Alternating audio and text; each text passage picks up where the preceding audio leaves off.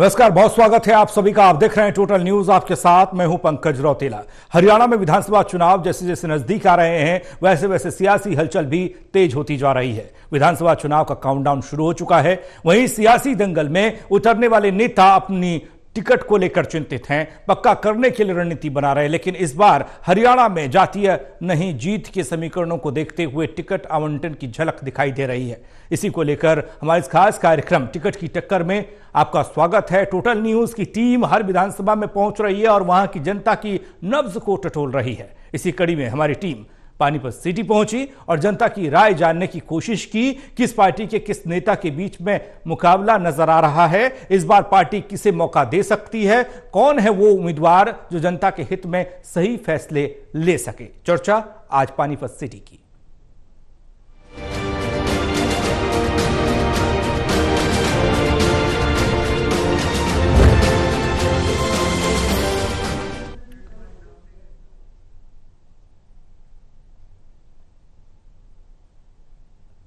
चर्चा में हमारे साथ मौजूद हैं Devendra Kathoria, associate editor Panipat, doctor Mahesh Kumar, associate editor Hisar, Virendra Soni ji, वरिष्ठ पत्रकार। आप तीनों का स्वागत है। चर्चा करें पानीपत सिटी की विधानसभा में जंग की और जनता की राय पर। उससे पहले खबर रिपोर्ट के जरिए देखिए। हरियाणा की राजनीति में अक्सर जातीय आंकड़ों का जिक्र आता है। खासकर प्रत्याशी तय करने में जातीय मतदाताओं की संख्या को खासा तवज्जो दी जाती है। लेकिन इस बार के विधानसभा चुनाव में राजनीतिक दलों की ये रणनीति बदली नजर आ सकती है। हरियाणा में जैसे जैसे विधानसभा चुनाव का वक्त करीब आ रहा है वैसे वैसे सियासी हलचल भी तेज हो रही है।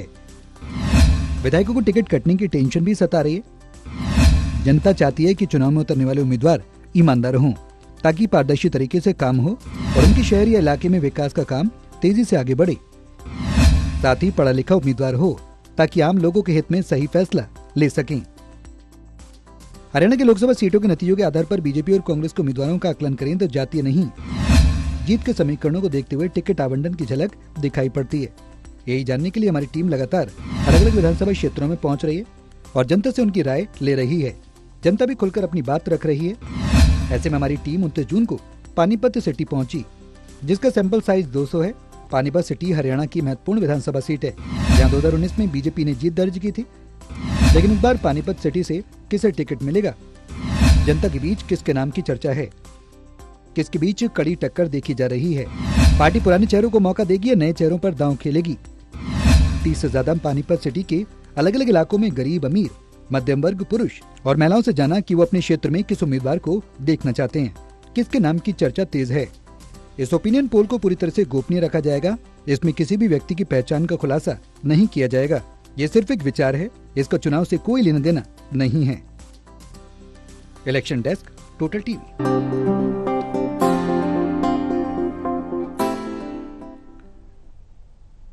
पानीपत सिटी विधानसभा और यहां पर जनता किसे देखती है अपने उम्मीदवार के तौर पर, वो उम्मीदवार कैसा होना चाहिए, वो कांग्रेस और बीजेपी से कौन होगा जो जनता चाहती है कि बीजेपी और कांग्रेस वाले उस शख्स को टिकट दे, उस नेता को टिकट दे, वो जनता के बीच में पहुंचने वाला नेता हो। इसको लेकर हम बात करेंगे। लेकिन सबसे पहले देवेंद्र, चर्चा की शुरुआत आपसे कर रहे हैं। पानीपत सिटी की बात करें, विधानसभा क्षेत्र की बात करें, सियासी गणित क्या कहता है संक्षेप में? देखिए पंकज, सियासी गणित ये कहता है कि पिछले 2 बार यहां बीजेपी विधायक रही है। रोहिता रेवड़ी बनी थी, उसके बाद प्रमोद विज मौजूदा विधायक है। शहर की दरअसल आधा शहर पुराना जमाने का है, जब आजादी से पहले का, और आधा शहर नया जो सेक्टरों में और नए कॉलोनीज में, बिल्डर की टाउनशिप में है। देखिए प्रमोद विज जो विधायक हैं उन्होंने काम तो किया है, मेहनत भी की है। वो कह रहे 1416 करोड़ रुपए मैं खर्च कर चुका हूं विकास पर अपने शहरी क्षेत्र में। हालांकि विपक्ष इसका जवाब मांग रहा है, तो अभी तक वो कह रहे हैं मैं जवाब दूंगा। एक बात तो ये। दूसरा, जो नागरिक सुविधाएं हैं, सीवर की बात है, सफाई है, सड़क है, नाली है, ये समस्याएं बहुत ज्यादा गहराई हुई है। इनमें नियमितीकरण नहीं है, मतलब कभी काम हो गया, कभी नहीं हो गया। नियमित इस तरह के काम ना होने से परेशान है लोग। और सबसे बड़ा जो मैं कह रहा हूं, पानीपत चूंकि नगर निगम है, प्रॉपर्टी आईडी, हाउस टैक्स या नगर निगम से संबंधित जो काम है, वहां लोगों को बहुत परेशानी का सामना करना पड़ रहा है। लेकिन कुल मिलाकर सियासी समीकरणों की बात करें तो बीजेपी अभी कहीं नुकसान में होती नहीं दिख रही। प्रमोद विज जो मौजूदा विधायक हैं उन्होंने भरोसा जगाया है, लोगों से मिलते हैं, हर रोज खुला दरबार लगाते हैं, लोगों की बात सुनते हैं, काम भी होते हैं। लेकिन प्रशासन को लेके, जनप्रतिनिधियों के प्रति जो एक पुख्ता विश्वास है, बात सुनवाई की बात है, बात अगर सुनाई जाए तो उस पर अमल की बात है, उसमें अभी भी कमी है। कुल मिलाकर बीजेपी अभी मजबूत तो मैं नहीं कहूंगा, लेकिन अभी मतलब अपने उस स्टेटस को बनाए हुए कि मुकाबले की स्थिति में है पानीपत शहरी में। लेकिन बीजेपी की मौजूदा रणनीति को अगर देखें तो यहां पर कुछ भी हो सकता है। हमने कई राज्यों में देखा। वीरेंद्र जी, मैं आपके पास आ रहा हूं। आप भी क्या आकलन इसी तरह से कर पा रहे हैं पानीपत सिटी का कि सीटिंग जो विधायक है, एमएलए है, उसके काम के हिसाब से पार्टी उसे एक बार मौका फिर से देगी या फिर कोई नया चेहरा? देखिए, पार्टी के अंदर अगर हम देखें तो भारतीय जनता पार्टी का यहां 27 वर्ष के बाद जो रोहिता रेवड़ी ने ये वनवास खत्म किया था, क्योंकि 1982 से 1987 तक फलचंद विज विधायक रहे। उसके बाद भारतीय जनता पार्टी का कोई विधायक नहीं जीता और जो है 2014 में ये रोहिता रेवड़ी जी ने ये 27 वर्ष का जो वनवास था ये समाप्त किया। और यहां देखिए 2005 में तो भारतीय जनता पार्टी के प्रत्याशी संजय भाटिया थे, उनको 17,000 के करीब वोट पड़े थे और पार्टी की जमानत जब्त हो गई थी, वो स्थिति भी थी। लेकिन संजय भाटिया बाद में लोकसभा चुनाव में देश में सबसे दूसरे अंतर से जीते। तो ये स्थिति है। देखिए, जहां से वर्तमान स्थिति है तो वर्तमान स्थिति में बदलाव की बात भी है और वर्तमान विधायक पर भी लोग आस्था व्यक्त कर रहे हैं, क्योंकि अभी पार्टी भी दुविधा में। अगर नए लोगों को महत्व देना है, नए लोगों को अवसर देना है तो बदलाव जरूरी है। अगर वर्तमान पर भी भरोसा करना है तो पार्टी को अपने जो कार्य क्षमता है, अपने कार्यकर्ताओं की गतिशीलता, उसको बढ़ाना पड़ेगा। तो यहां मुख्य मुकाबला भारतीय जनता पार्टी और कांग्रेस में ही रहता है और इस बार भी यही स्थिति दोहराने वाली है। क्योंकि अगर हम ये स्थिति को देखें कि यहां पर जो है कांग्रेस के प्रत्याशी जो है लगातार दूसरे नंबर पर रहे, पहले जो है जीतते रहे हैं, बलबीर पाल शाह लगातार जीतते रहे, लेकिन उसके बाद यहां भारतीय जनता पार्टी 1991 में तीसरे स्थान पर रही, 96 में तीसरे स्थान पर रही, 2000 में जो डॉक्टर मनोहर सिंह यहां चुनाव लड़े थे वो दूसरे स्थान पर रहे थे। तो 2005 के अंदर जो है अवश्य तीसरे स्थान पर रहे, 2009 में भी पार्टी जो है तीसरे स्थान पर रही। तो कुल मिलाकर देखा जाए तो 2014 में यहाँ भारतीय जनता पार्टी का भागोदय शुरू हुआ। 2014 में भारतीय जनता पार्टी को 66% मत मिले थे और लेकिन 2019 में कमी आई, ये 63% के करीब रह गए, मतलब जीत का अंतर कम हो गया। लेकिन लोकसभा चुनाव में देखें तो भारतीय जनता पार्टी को सबसे ज्यादा बढ़त जो है 58,000 जो मतों की मिली है वो पानीपत सिटी से मिली है। मतलब मनोहर लाल जी की जीत में सबसे बड़ा जो योगदान रहा है वो पानीपत सिटी का रहा है। मतलब 25% जो है वो उनको जीत का जो श्रेय है वो पानीपत सिटी को जाता है। तो भारतीय जनता पार्टी का यह समर्पित वोट बैंक भी है, वो काफी निर्भर करता है कि भारतीय जनता पार्टी या बदलाव की ओर बढ़ेगी, नए कार्यकर्ताओं को अवसर देगी। देखने वाली बात होगी। बात ये भी होगी कि वहां के लोग और सियासी तौर पर कार्यकर्ता क्या चाहते हैं, चाहे वो बीजेपी की हो या फिर कांग्रेस की हो। महेश, आपके पास हम आ रहे हैं। बीजेपी की एक रणनीति हाल ही में हमने देखी है कि वो चौंकाने वाले फैसले लेती है और एक परिवारवाद को लेकर भी थोड़ा सा एक्टिव और कह सकते हैं कि एक्शन में बीजेपी रहती है। यहां पर प्रमोद विज अपने काम के बल पर शायद वो टिकट के दावेदार हैं, लेकिन कुछ और नजर आ रहा है क्या?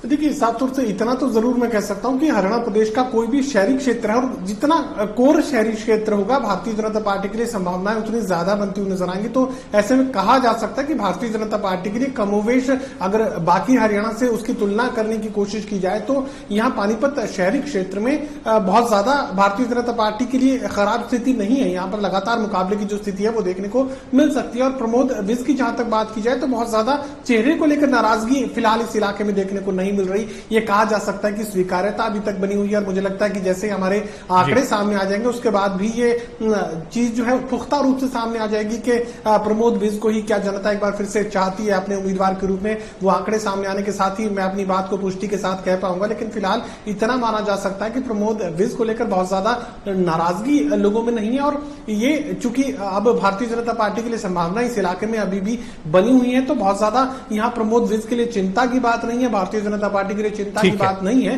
हालांकि ये सही बात है कि 90 की 90 विधानसभा सीटों पर भारतीय जनता पार्टी को कांग्रेस पार्टी से कड़े मुकाबले का सामना करना है।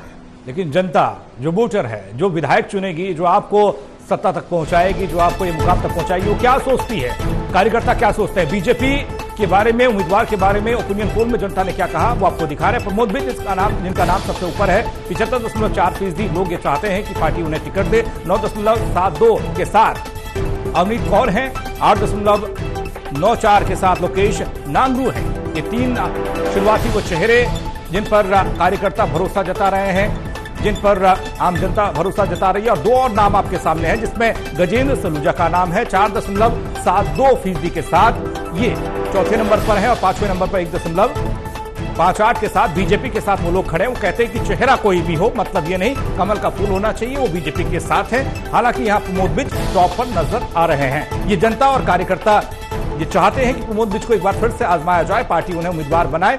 दिबिन, जिस बात का हम जिक्र बार बार कर रहे थे, क्योंकि आपने कहा काफी एक्टिव विधायक हैं और हम देखते हैं कि सड़क पर उतरे हुए अधिकारियों के साथ संवाद करते हुए, कहीं पर सख्ती से पेश आते हुए वो दिखाई देते हैं। क्या इसी का नतीजा है कि लोग और कार्यकर्ता ये चाहते हैं कि एक बार उनका उम्मीदवार प्रमोद बिज जैसा ही हो और वही हो? देखिए पंकज, कई तरह की परिस्थितियों के बावजूद पानीपत शहरी के वोटर्स जो लोग हैं वो प्रमोद बिज को अभी चॉइस मान रहे हैं अपनी, क्योंकि 75% लोग उनको चाह रहे हैं बीजेपी उम्मीदवार के रूप में। तो मैं फिर कहूंगा थोड़ी सी परेशानी है जरूर है, लेकिन उनके यहाँ सुनवाई है, हर रोज खुला दरबार लगाते हैं, लोगों के काम भी करवाते हैं, सड़क पर खड़े हो जाते हैं। बारिश के दिनों से पहले हमने देखा नालों को लेकर उन्होंने, जो यहाँ L&T कंपनी फ्लाईओवर का संचालन करती है, नगर निगम अधिकारियों को उन्होंने मौके पर बुलाया, डांट फटकार की, डीसी को बुलाया, ज्वाइंट कमिश्नर को बुलाया, कमिश्नर को बुलाया कि ये क्या हो रहा है, आप लोग समय पर काम क्यों नहीं करते। अफसरों से काम लेना उनको आता है, एक बड़े उद्योगपति भी हैं, इंडस्ट्री से जुड़े व्यक्ति हैं, और ये भी है कि गरीब लोग जो उनके यहाँ जाते हैं उनकी मदद भी करते हैं। कुल मिलाकर उनका रिपोर्ट कार्ड मेरी नजर में अच्छा है और हमारा सर्वे भी दिखा रहा है। लेकिन बाकी जो 3 लोग हैं, देखिए अवनीत कौर मेयर रही है 5 साल और लोकेश नांगरू 2 बार पार्षद रहे हैं नगर निगम के।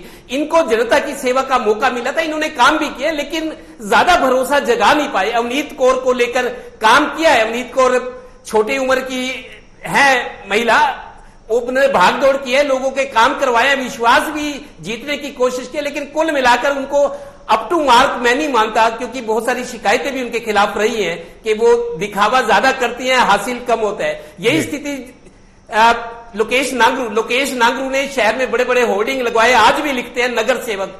मेरा उनसे कभी सवाल भी था कि आपने नगर की कौन सी सेवा की है जो लोग आपको नगर सेवक माने। खाली प्रचार करने से नहीं होता, जमीन पर डिलीवरी देनी होती है, लोगों का भरोसा जीतना होता है, लोगों को लगे। कुछ लोग लड़ते हैं, कुछ लड़ते हुए दिखना चाहते हैं, यही फर्क होता है। तो दोनों नगर निगम के, एक मेयर रही है, 2 बार पार्षद रहे हैं, लोगों के बीच रहने, जनप्रतिनिधि होने के बावजूद पूरे नंबर लेने के हकदार मेरे ख्याल नहीं है, और लोगों ने ऐसा किया भी है। जहां तक गजेंद्र सलूजा की बात है, जिला अध्यक्ष रहे, प्रदेश कार्यकारिणी में उनको और एक प्रदेश स्तर की एक जिम्मेदारी दी गई है, लेकिन मेरे को लगता है इनके प्रयासों में कमी है, हाथ पैर मार रहे हैं लेकिन लोगों का भरोसा नहीं जीत पा रहे। यही वजह कि गजेंद्र सलूजा भी 4थे नंबर पर है। कुल मिलाकर प्रमोद बिज पहली चॉइस नजर आ रहे हैं, और मेरे को लगता है ये पार्टी को फैसला करना है, लेकिन उनकी छवि, उनकी कार्य क्षमता, उनका मतलब उनकी दरिया दिली, जिस तरीके से गरीबों की मदद भी करते हैं, कभी भ्रष्टाचार की बात हो, उस तरह की चीजों में मतलब वो कम है। लेकिन सवाल ये कि जो उम्मीदें होती है, अपेक्षाएं होती है, एक विधायक से जो कुछ चाहिए होता है लोगों को, वो मिला है और मिल भी रहा है। लेकिन अभी मेरे को लगता है अगर उनको मौका मिलता है तो शायद बीजेपी के लिए अच्छा हो सकता है। वीरेंद्र जी, पार्टी किसे टिकट दे, कौन जीते कौन हारे, ये बाद में तय होगा, लेकिन मौजूदा वक्त में जनता कैसा नेता चाहती है, कैसा उम्मीदवार चाहती है। और पानीपत सिटी में अगर बात बीजेपी की जाए तो वो मौजूदा सीटिंग विधायक प्रमोद बिज का नाम सबसे ऊपर है, वो सबसे ऊपर खड़े हैं। लेकिन कहते कि सत्ता विरोधी लहर का सामना भी आपको करना पड़ता है, क्योंकि आपने 5 साल जनता के हिसाब से काम किया या फिर नहीं, या पार्टी के हिसाब से आप फिट बैठ रहे हैं या फिर नहीं, आप क्या कहेंगे? देखिए, इस सर्वे के अंदर पूर्व सांसद संजय भाटिया का नाम ना होना ये सबसे बड़ी चूक है, क्योंकि अगर संजय भाटिया अगर यहां चुनाव के लोगों की पसंद है तो वो सबसे बड़े दावेदार इस समय वही हैं। संजय भाटिया का नाम ना होना ये कहीं ना कहीं चूक को दर्शाता है। हाँ, उसके बाद संजय भाटिया सबसे बड़े सशक्त दावेदार हैं, उसके बाद प्रमोद बिज का नंबर आता है। तो इसलिए यह माना जाना चाहिए कि अगर संजय भाटिया को पार्टी चुनाव लड़ाती है क्योंकि उस समय अब वो कोई जनप्रतिनिधि नहीं है, पूर्व सांसद हैं, पार्टी ने उनकी सेवाओं का उपयोग करना है। अगर वो मैदान में आते हैं तो निश्चित रूप से पार्टी उनको टिकट देगी। और इस समय सबकी पसंद जो है वो संजय भाटिया है, उसके बाद प्रमोद विजय है, उसके बाद जो है अवनीत कौर है, और देखिए लोकेश नागरू भी हैं और गजेंद्र सलूजा भी दावेदारी हैं। ये गजेंद्र सलूजा पहले भी दावेदारी करते रहे और इस बार भी दावेदार हैं, लेकिन ये तो पार्टी को तय करना है। लेकिन इस बात ये बात है, अगर सशक्त दावेदारों में माने तो संजय भाटिया सबसे सशक्त दावेदार है। महेश, कार्यकर्ता अगर अपने नेता के लिए लड़ाई लड़े, कार्यकर्ता और आम जनता ये कहे कि देखिए प्रमोद विजय हमारी पसंद है और हम चाहते हैं कि बीजेपी उन्हें ही टिकट दे, उनकी चाहत ये है, तो क्या इसे इग्नोर किया जा सकता है? कहीं से भी अलग से उम्मीदवार दिया जा सकता? संजय भाटिया का जिक्र किया, वो जनता के बीच में रहे हैं, उन्होंने नेतागिरी की और उस तरह की है कि उनका नाम आज भी है। क्या ऐसा हो सकता है?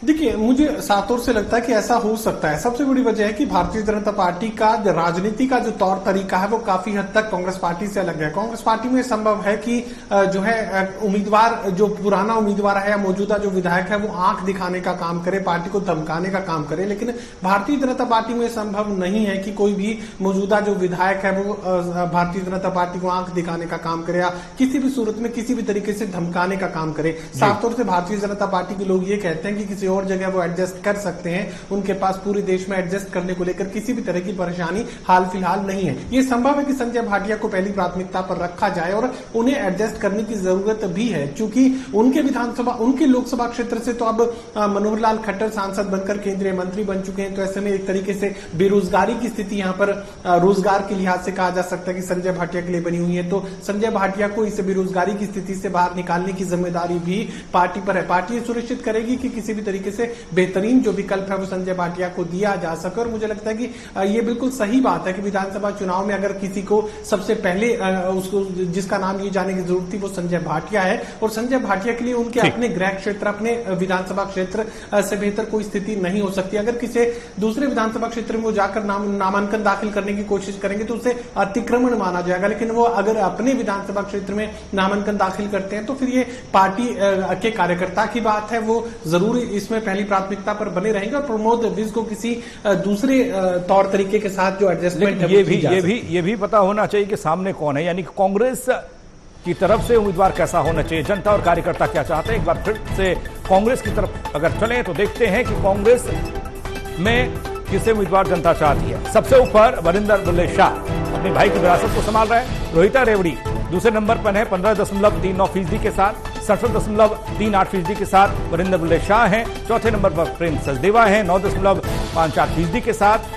संजय अग्रवाल का नाम भी है, चौथे नंबर पर है 7.69% के साथ। पिछली बार चुनाव लड़ा था उससे अब चौथे नंबर पर। मौजूदा वक्त में वरिंदर बुल्ले शाह टॉप पर हैं, पसंद है। जनता और कार्यकर्ता ये चाहते हैं कि ऐसा उम्मीदवार होना चाहिए, उन्हें टिकट कांग्रेस की तरफ से मिले तो वो टक्कर बीजेपी को दे सकते हैं। हालांकि पिछले 2 चुनाव देखें तो बीजेपी के लिए अच्छे बीते हैं और उससे पहले कुछ अच्छी स्थिति में बीजेपी पानीपत सिटी विधानसभा में नहीं थी और इतनी मजबूत भी नहीं थी। देवेंद्र, बात कांग्रेस की करें तो कांग्रेस में अचानक से एक ऐसी तस्वीर देखने को मिलती है, सत्ता में वापसी की राह कांग्रेस देख रही है। संजय अग्रवाल सबसे पीछे चले गए इस सर्वे में, जनता के सर्वे में, जनता के मूड में, नजरिए में, कार्यकर्ताओं के नजरिए में, और वरिंदर बुल्ले शाह अपनी भाई की विरासत को आगे बढ़ाएंगे और उनका नाम टॉप पर आ रहा है। देखिए पंकज, 2014 के चुनाव में रोहिता रेवड़ी ने बुल्ले शाह को हराया था। तब रोहिता रेवड़ी बीजेपी में थी, बुल्ले शाह, वरिंदर शाह जो थे वो कांग्रेस में थे। लेकिन 2019 में फिर प्रमोद विजय विधायक बन के बीजेपी की तरफ से रोहिता रेवड़ी का टिकट कट गया था। इसी वजह से वो नाराज होकर घर बैठी रही। लेकिन नहीं, अब जब उन्होंने देखा कि चुनाव नजदीक आ गए हैं, बीजेपी वाले उनको बुलाते थे मीटिंगों के लिए, लेकिन वो जाया नहीं करती थी, बाहर भी कम निकलती थी। मीडिया के लोग, आम लोग, सार्वजनिक समारोह में भी वो कम नजर आती थी। लेकिन अब ये थोड़ा एक्टिव हुई थी, शायद चुनाव लड़ने के मूड में थी। बीजेपी की तरफ से जब मनोहर लाल जी को लोकसभा का उम्मीदवार घोषित किया गया तो जब वो पानीपत आए हुए थे, इनके पति सुरेंद्र रेवड़ी का एक बयान आया था मीडिया में कि मैं मनोहर लाल जी का इंतजार कर रहा हूं, मेरे घर आए तो उनका स्वागत करूंगा। ये इस तरह की मीडिया में खबर छपी थी कि सुरेंद्र रेवड़ी मनोहर लाल जी का इंतजार करें। उनको लगता था मनोहर लाल जी घर आए, हम उनका स्वागत करें और थोड़ा सा बात बन सकती थी, लेकिन मनोहर लाल जी रोहिता रेवड़ी के घर नहीं गए। इसी बात से वो खिन्न थे, नाराज थे, अलग थलग पड़े थे और आखिरकार कांग्रेस ज्वाइन कर ली रोहिता रेवड़ी ने। 2014 में रोहिता रेवड़ी ने बुल्ले शाह को हराया, लेकिन बुल्ले शाह ने मेहनत की है 2019 से लेकर अब तक। अब जब चुनाव सिर पर है, जो सर्वे दिखा रहे कि बुल्ले शाह के लिए बहुत अच्छा मौका है, जैसे कांग्रेस के लिए सत्ता में वापसी का अवसर मैं देख रहा हूं, तो वीरेंद्र शाह उनके लिए भी मेरे को उनकी उम्र को देख के लगता है लास्ट चांस है। और अब वीरेंद्र शाह के बारे में अभी भूपेंद्र हुड्डा एक एसडीएम में जो वर्कर्स मीटिंग हुई थी, उन्होंने अपने भाषण में कुछ संकेत दिए थे। टोटल टीवी ने लोगों को बताया था कि भूपेंद्र हुड्डा जो बयान दे गए हैं, उनके बयान का एक इशारा ये है कि वीरेंद्र शाह ही पानीपत शहरी से कांग्रेस के प्रत्याशी होंगे। बुल्ले शाह के बारे में ये कह गए थे भूपेंद्र हुड्डा, 2 बार उन्होंने अपने संक्षिप्त भाषण में कहा कि ये तो हमारे पार्टी के स्तंभ है, मैं जब भी आता हूं इन्हीं के पास आता हूं। तो हमने भी अपने दर्शकों को बताया था कि बहुत मुमकिन है कि वीरेंद्र बुल्ले शाह कांग्रेस के प्रत्याशी हो सकते हैं और वो सर्वे में भी सामने आ रहा है। वीरेंद्र जी, रोहिता रेवड़ी की बात हुई, वो कांग्रेस में आ गई, कांग्रेस में आई तो अभी सर्वे में जनता की पसंद दूसरे नंबर पर है, तो फिर हाथ क्या लगा? क्या ये दल बदल या फिर पाला बदलने का जनता इस नजर से इसे देख रही है, या फिर वाकई में उनसे ऊपर बुल्ले शाह हैं और फिर वो आती हैं?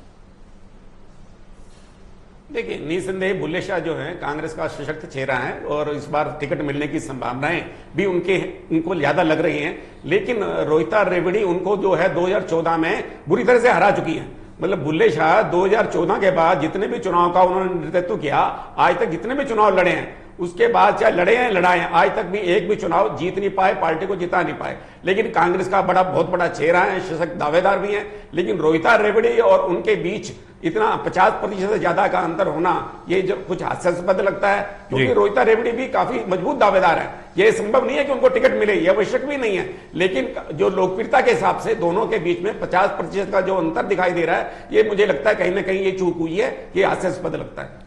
दल बदल को लेकर ये देखा जा रहा है हाल फिलहाल में कि लोग थोड़ा ज्यादा सतर्क हो गए, सजग हो गए हैं, ऐसे नेताओं को थोड़ा इग्नोर कर रहे हैं, क्या ये कह सकते हैं?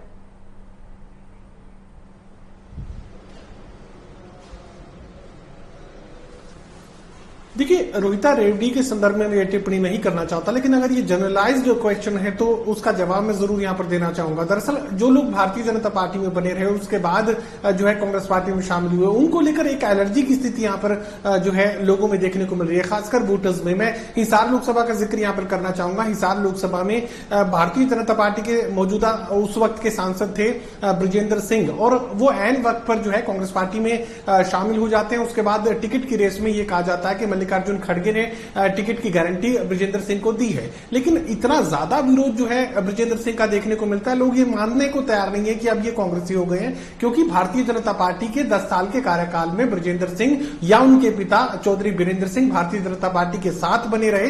10 की 10 सीटों का जीतने का दावा वो कुछ दिन पहले तक करते रहे। तो ऐसे में लोगों के लिए स्वीकार करना बड़ा मुश्किल हो जाता है कि कल तक जो भारतीय जनता पार्टी राज्य के साथ मजे लेने का काम कर रहे थे, राज्य के साथ जो है मौज लूटने का काम कर रहे थे, वो अब कांग्रेसी हो चुके हैं। अब कांग्रेस पार्टी के वोटों पर अपना अधिकार वो डालना चाहते हैं, आधिपत्य साबित करने की कोशिश कर रहे हैं। तो जो नाराजगी का वोट है, जरूरी नहीं है कि वो भारतीय जनता पार्टी से कोई भी नेता एन मौके पर बीजेपी छोड़कर कांग्रेस पार्टी में आ जाए और जनता उसे पसंद भी कर ले, क्योंकि उनके साथ जो भारतीय जनता पार्टी के एंटी इनकमेंसी है, जो 10 साल के राज से जो नाराजगी बनी है, वो उनके साथ कैरी फॉरवर्ड होती है। एन वक्त पर अगर कोई भी बीजेपी का नेता कांग्रेस पार्टी में आकर जीत हासिल करने की कोशिश करेगा तो यकीनन फिर उसके लिए बड़ा मुश्किल ये खेल होगा। चलिए, बहुत शुक्रिया आप तीनों का हमारे साथ जुड़ने के लिए। तो बात पानीपत सिटी विधानसभा की हो रही थी, जनता के मूड की हो रही थी, जनता क्या चाहती है, जनता किसे और किस तरह के उम्मीदवार को अपने बीच में देखना चाहती है, चाहे वो बीजेपी हो या फिर कांग्रेस। मुख्य मुकाबला बीजेपी और कांग्रेस के बीच में दिखाई दे रहा है। एक छोटा सा ब्रेक ले रहे हैं, जल्द वापस आ रहे हैं।